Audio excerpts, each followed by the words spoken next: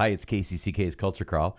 I'm Dennis Green, and my guest today is Dr. Gerald Kreitzer from the Cedar Rapids Concert Chorale and Mount Mercy University, where I suspect things are starting to crank up a little bit. They are. This is the week that it all kicks off. Yeah, I've been saying to people here on the Kirkwood campus, welcome to fall, because that's what it feels like. It feels like fall, right? 100 degrees? No, definitely not. Not at all. But you are here in your role as the director of the Cedar Rapids Concert Chorale, which is getting ready for its new season. It is our 64th season, I believe, and really excited to kick it off and let everybody know what we've got planned and invite people to join. But the season, we have 4 main stage concerts that we do, and we'll start off in October with the concert entitled Music That Touched Our Souls. And I asked the chorale last spring for their favorite choral pieces that they would love to perform again.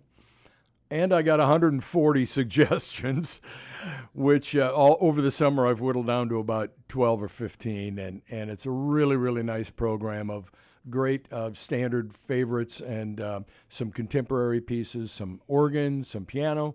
And that'll be at the First Congregational Church, the Grantwood designed church, beautiful acoustics, wonderful venue for choral singing. So, and we'll do Handel's Messiah Part 1, the Christmas part, in early December, with being joined with the First Lutheran Church Choir, and their handbells will also be on that program, with 4 great soloists that I had sing with me last year at the Nelson Mass, Jessica Patel and Lynn Curry, Dr. Chris Nikilski from Cornell, and Tad Enan, who's now the new general director of the Cedar Rapids Opera Theater. So that'll be a great concert. And then in March, we'll do 2 performances of Rutter's Requiem with the St. Paul Choir joining us. That'll be at St. Paul's Methodist. And then we're also going to be part of their Good Friday service doing the Rutter Requiem.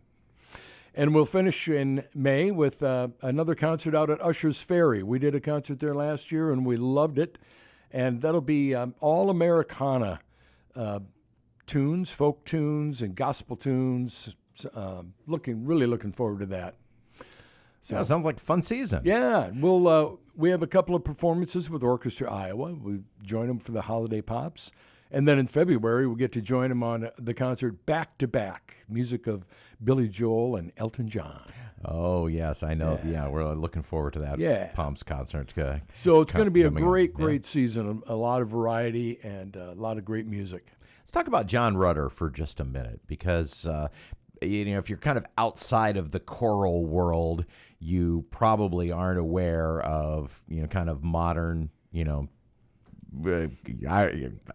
is he still living? I don't know. Yes, he is. As a matter of fact, yes. But I remember first hearing some of his work, some time ago, and as I said, if you're outside of the choral world, you probably aren't aware of people composing new choral works. But John Rutter's kind of at the top of the mountain. Top of the list, incredibly prolific and a great conductor as well. And his ensembles the Cambridge Singers are fantastic. But a wide variety of music, from big choral multi-movement masterworks to folk song settings, great Christmas settings. You can find all kinds of beautiful music that he's set for choir, yeah. And your Americana concert, we often, work on, both in the, in the orchestral and the choral thing. Well, we're going to do, it's Cedar Rapids is a lot of Czech people here, so we're going to look at composers who have Czech roots and who do and who have those folk stylings or or German folk stylings. We don't often think of ourselves, Americans, as having American folk stylings. Rich body of tunes and arrangements and music, yeah. I've kind of broken it down into Prairie Water, Prairie Land, Prairie Love, and Prairie Faith. So we'll have all kinds of wonderful programming to go with that. And I'm I can't announce this yet, but we're going to have a great group of folk instrumentalists joining us on neat. that night. Yeah, good friends of mine. We've kind of been working our way backwards through the season, but now this concert coming up in October, the first one, and you'll be back to talk more specifically about that as we get closer.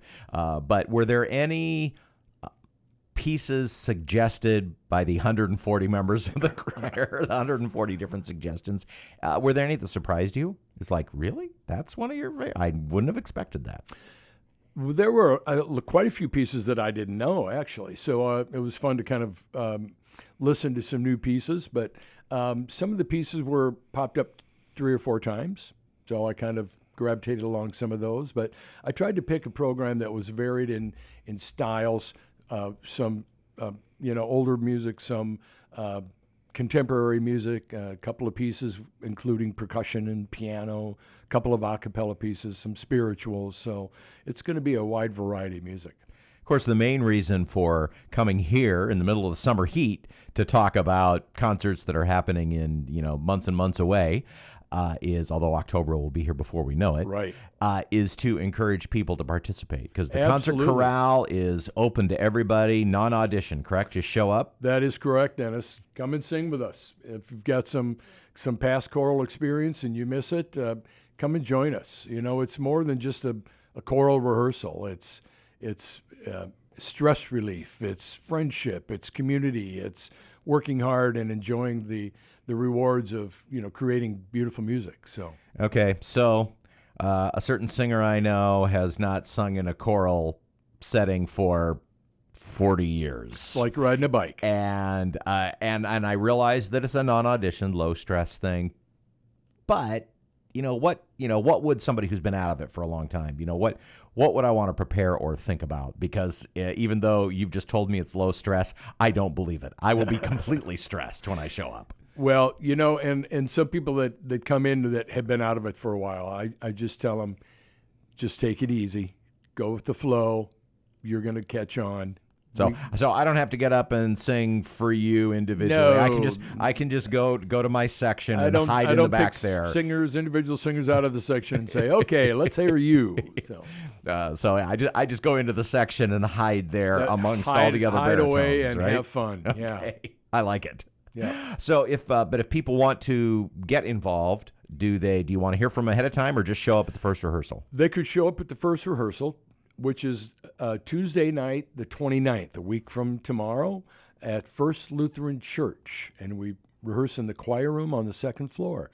Or you could let us know. You could email us at crconcertchorale@gmail.com. And then we would have a little idea of who's coming, and you could get more information from our membership liaison. So, okay. All right. And if people want to visit the website, they can do that too, and that is? Right, crchorale.org. Well, it's 64th season, and I guess the only other thing I would say, something I know about the Concert Chorale, is that it must be fun because you have people who have done it for years and years and years. Yes, we've 64. Yeah. Some people have been in the whole time. Oh, so. Wow. Yeah. That is impressive. Yeah. Well, good luck with the season. Come back in a few weeks, and we'll talk about the Favorites concert coming in October. And again, visit the Concert Chorale on the web if you'd like more information. Jerry, thanks for being here. Thanks, Dennis, for having me.